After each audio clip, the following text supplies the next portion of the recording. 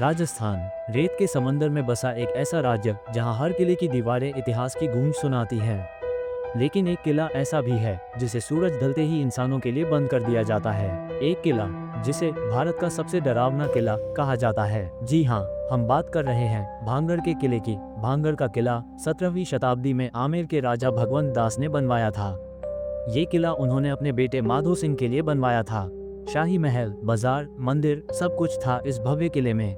लेकिन फिर अचानक सब कुछ वीरान हो गया, जैसे समय ठहर गया हो। कहानी है एक तांत्रिक सिंधु सेवड़ा की, जिसे भांगड़ की राजकुमारी रत्नावती से मोहब्बत हो गई थी। रत्नावती बेहद सुंदर थी और कई राजाओं के प्रस्ताव ठुकरा चुकी थी। सिंधु सेवड़ा ने काले जादू से उन्हें पाने की कोशिश की।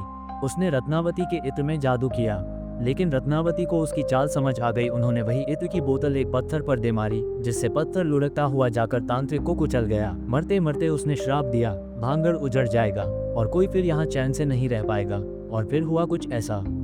कुछ ही समय बाद भांगड़ पर हमला हुआ, किले के सभी निवासी मारे गए, राजकुमारी रत्नावती की भी मृत्यु हो गई। कहते हैं तब से लेकर आज तक भांगड़ की आत्माएं इसी किले में भटक रही हैं। आज भांगड़ का किला भारतीय पुरातत्व सर्वेक्षण (ASI) के अधीन है। यहाँ एक साफ बोर्ड लगा है, सूर्यास्त के बाद किले में प्रवेश वर्जित है। स्थानीय लोग मानते हैं कि रात के समय किले में अजीब आवाजें आती हैं, कभी किसी के रोने की, कभी चीखने की, तो कभी पायल की छनछनाहट की। कई लोगों ने यहाँ रात बिताने की कोशिश की, पर वो या तो पागल हो गए या कभी लौटे ही नहीं। भांगड़ का किला आज भी एक रहस्य बना हुआ है। क्या ये सिर्फ एक कहानी है या सच में कोई शापित आत्मा वहाँ आज भी भटक रही है? इसका जवाब शायद कभी ना मिले। पर एक बात तय है, भांगड़ सिर्फ एक किला नहीं, एक डरावना सन्नाटा है जो आज भी चीखता है।